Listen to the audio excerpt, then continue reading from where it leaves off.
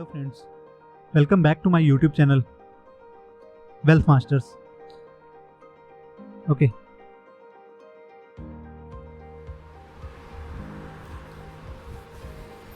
तो दोस्तों, जैसा कि आप सभी लोग जानते हैं, मैं आप लोगों के लिए एक सीरीज़ बना रहा हूँ।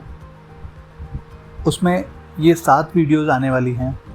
इन 7 वीडियो को देख के कोई भी ट्रेडिंग में एक्सपर्ट तो नहीं हो सकता, बट हाँ, ट्रेडिंग स्टार्ट कर सकता है। अगर उसको इनिशियल कुछ भी नहीं पता है, शेयर मार्केट का बिल्कुल नॉलेज नहीं है, फिर भी वो यहाँ पे इन वीडियो को देख के काफ़ी कुछ सीख सकता है और एक एक्स्ट्रा इनकम जनरेट कर सकता है शेयर मार्केट से। ठीक है, तो ये जो आपको 7 टॉपिक दिख रहे हैं, ये वीडियो आपको यहाँ पे मिलने वाली हैं, इस चैनल पे मिलने वाली हैं। जैसा आपने लास्ट वीडियो में देखा था मैंने आपको बताया था कि शेयर मार्केट में इन्वेस्टमेंट करने से पहले हमें कुछ ऐसी चीज़ें हैं जो फॉलो करनी हैं और कुछ ऐसी भी चीज़ें हैं जो हमें अवॉइड करनी है। मतलब हमें वो पता होना चाहिए कि हमें क्या चीज़ फॉलो करना है और क्या चीज़ नहीं फॉलो करना है। वो मैंने अपनी लास्ट वीडियो में आप लोगों को बताया था।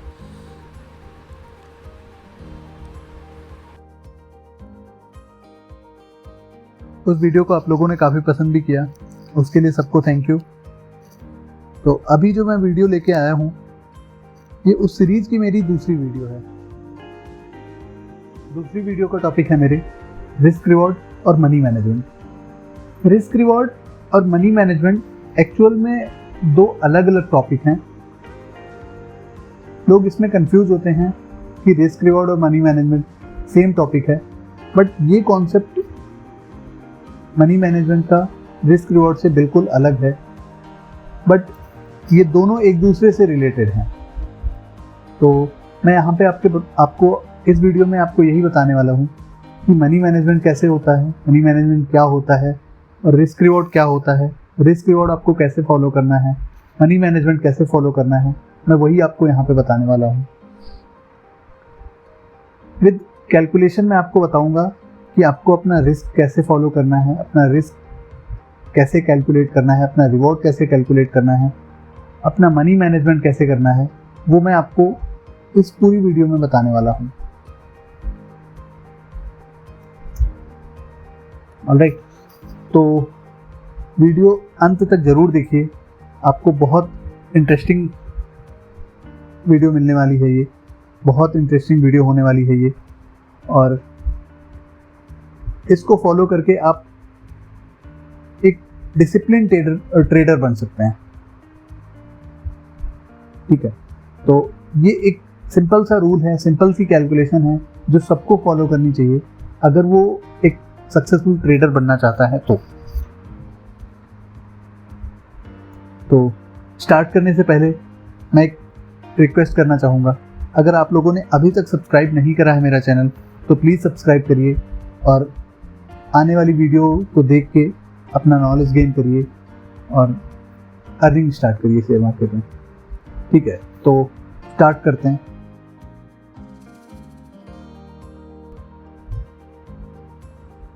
तो जैसा मैंने आपको बताया, मनी मैनेजमेंट और रिस्क रिवॉर्ड 2 अलग अलग चीज़ें हैं। तो ये जो 2 पार्ट में आपको कैलकुलेशन दिख रही है, ये बेसिकली ये पार्ट जो है ये मनी मैनेजमेंट इंडिकेट कर रहा है, और जो ये दूसरा पार्ट है वो रिस्क रिवॉर्ड की कैलकुलेशन है। ठीक है, तो मैं आपको बताता हूँ थोड़ा सा यहाँ पे कि मनी मैनेजमेंट होता क्या है और रिस्क रिवॉर्ड क्या होता है। मनी मैनेजमेंट एक्चुअल में प्ले में तब आता है जब हम किसी भी ट्रेड में एंटर करने की सोच रहे होते हैं। मतलब मनी मैनेजमेंट का कॉन्सेप्ट तब प्ले में आता है जब तक हमने किसी ट्रेड में एंट्री नहीं करी है। ठीक है, सपोज आपको मनी मैनेजमेंट कैसे करना है, आपकी जितनी भी कैपिटल आप यूज़ कर रहे हैं ट्रेडिंग के लिए, आप पूरी कैपिटल किसी एक ट्रेड में इन्वेस्ट नहीं करेंगे। आपको किसी एक ट्रेड में अपनी पूरी कैपिटल यूज़ नहीं करनी चाहिए, अदरवाइज आपको कभी ना कभी प्रॉब्लम आ सकती है। तो सपोज आपने पर डे 3 ट्रेड करनी है, 3 से 4 ट्रेड करना है इंट्राडे, तो आपको अपनी जो कैपिटल है वो उसके अकॉर्डिंग आपको उस 3 पार्ट में डिवाइड करनी चाहिए। लाइक 70%, 50%, जो भी आप अपना कैपिटल यूज़ करना चाहते हैं एक ट्रेड में, आप उसको डिसाइड करिए, उसको डिवाइड करिए, उसको कैलकुलेट करिए और उसके अकॉर्डिंग आपको ट्रेड करना है। वो आपका पार्ट हो गया मनी मैनेजमेंट। जब तक आपने किसी ट्रेड में एंट्री नहीं करी है, आप अपनी कैपिटल का कितना परसेंटेज यूज़ करना चाहते हैं उस पर्टिकुलर ट्रेड में, वो आता है आपका मनी मैनेजमेंट का टॉपिक। एंड सेकेंड टॉपिक है रिस्क रिवॉर्ड। जब आप किसी ट्रेड में एंटर करते हैं, जब आपने एंट्री कर ली किसी ट्रेड में, उस टाइम पे आपका सेकेंड रूल फॉलो होता है रिस्क रिवॉर्ड मैनेजमेंट। मतलब अगर आपने किसी एक ट्रेड में एंट्री करी तो आपने उस ट्रेड में कितना रिस्क लिया है, कितना रिस्क इन द सेंस कि आपका स्टॉप लॉस क्या है वो, और आप उस स्टॉप लॉस के अगेंस्ट में कितना रिवॉर्ड एक्सपेक्ट कर रहे हैं, वो होता है रिस्क रिवॉर्ड मैनेजमेंट। तो सपोज मैं आपको यहाँ पे जो कैलकुलेशन दे रहा हूँ वो 1 लाख के कैपिटल पे दे रहा हूँ। अगर किसी का कैपिटल 1 लाख है और जैसा मैंने अभी बताया कि उसको 3 से 4 ट्रेड पर डे करना है, तो जो उसको रिस्क लेना चाहिए वो 4 to 5% से ज़्यादा नहीं लेना चाहिए पर डे का। सपोज आपकी कैपिटल 1 लाख है तो आप 4 से 5 हज़ार के बीच में रिस्क ले सकते हैं, इससे ज़्यादा आपको रिस्क नहीं लेना चाहिए। आप अपनी भी कैलकुलेशन कर सकते हैं, बट मेरे अकॉर्डिंग आपको 4 से 5%, इससे ज़्यादा रिस्क नहीं लेना चाहिए किसी भी दिन। अगर आप 1 लाख की कैपिटल यूज़ कर रहे हैं या जो भी कैपिटल आप यूज़ कर रहे हैं, 4 to 5% से ज़्यादा रिस्क नहीं लेना चाहिए। अगर आप 4% का रिस्क लेते हैं तो आपका पर ट्रेड के अकॉर्डिंग रिस्क हो जाएगा अप्रॉक्सीमेटली 1500 के आसपास।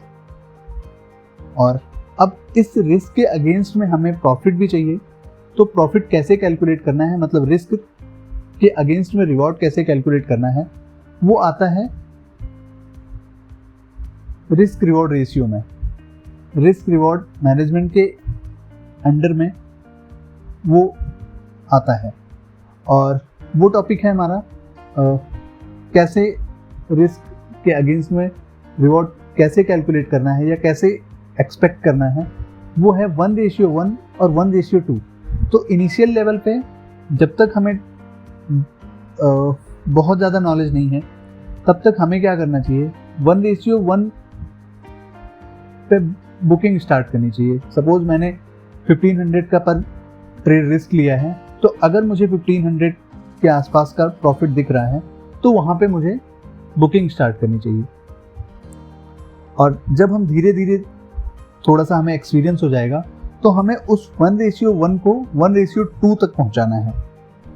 सपोज अगर मैं 1500 का रिस्क ले रहा हूँ तो मुझे उसमें प्रॉफिट एक्सपेक्ट करना चाहिए एटलीस्ट 1:1 का, और धीरे धीरे वो 1:1 1:2 में चला जाएगा। 1:2 में उसको हम कन्वर्ट करेंगे। तो अगर मैंने 1500 का रिस्क लिया है, सपोज 1500 का रिस्क लिया है, तो मेरा प्रॉफिट होना चाहिए 3000 का। ठीक है, तो अगर हम 1:1 कैलकुलेट करेंगे तो एक्सपेक्टेड प्रॉफिट जो होगा वो पर डे का 4%, और अगर 1:2 तक जाएंगे धीरे धीरे एक्सपीरियंस के साथ, तो मेरा एक्सपेक्टेड प्रॉफिट हो जाएगा 8 to 10%। ठीक है, और वो हम अगर प्रॉफिट जो परसेंटेज है उसको अमाउंट में कैलकुलेट करेंगे तो मेरा 4000 to 10,000, 8,000 to 10,000 के बीच में आएगा। अगर मैं 1:1 बुक करूंगा तो मेरा प्रॉफिट होगा 4000 का। अगर मैं 1:2 पे जाऊंगा तो मेरा जो एक्सपेक्टेड प्रॉफिट है वो 8000 से 10,000 के बीच में आएगा। तो अगर मैं उसको कैलकुलेट करूं, 3 ट्रेड में पर डे कर रहा हूं तो अगर मैं पर ट्रेड के अकॉर्डिंग अगर अपना प्रॉफिट कैलकुलेट करता हूँ तो मेरा प्रॉफिट होगा 1:1 के अकॉर्डिंग 1500 का और 1:2 के अकॉर्डिंग 3000 का, जैसा मैंने अभी पहले बताया आपको। तो ये हमारा पार्ट है रिस्क रिवॉर्ड का। आप अपनी भी कैलकुलेशन बना सकते हो।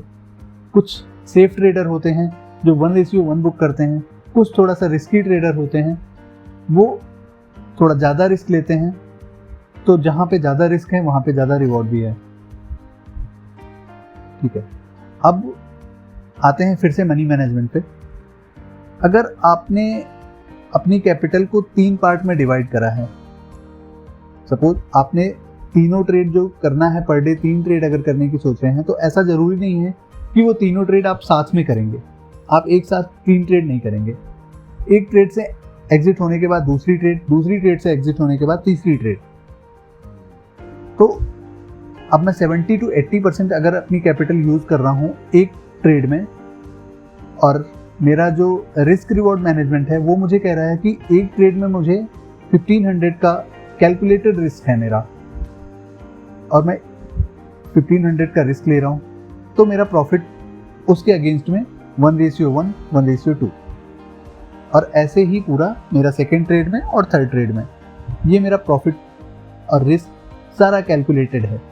अगर मुझे किसी एक ट्रेड में प्रॉफिट होगा वो ज़्यादा होना चाहिए, अगर मुझे किसी ट्रेड में लॉस हो तो वो कम होना चाहिए। इसका मतलब है कि मुझे अपना रिस्क मिनिमाइज करना है और अपना प्रॉफिट मैक्सिमाइज करना है। ये सबसे ज़्यादा इम्पॉर्टेंट है और ये रूल सबको फॉलो करना चाहिए। अगर आप एक अच्छा ट्रेडर बनना चाहते हैं, आप लॉन्ग टर्म सर्वाइव करना चाहते हैं शेयर मार्केट में, तो ये सबसे एक थंब रूल है जो सबको फॉलो करना चाहिए। हमें अपना रिस्क मिनिमाइज करना है और अपना प्रॉफिट मैक्सिमाइज करना है।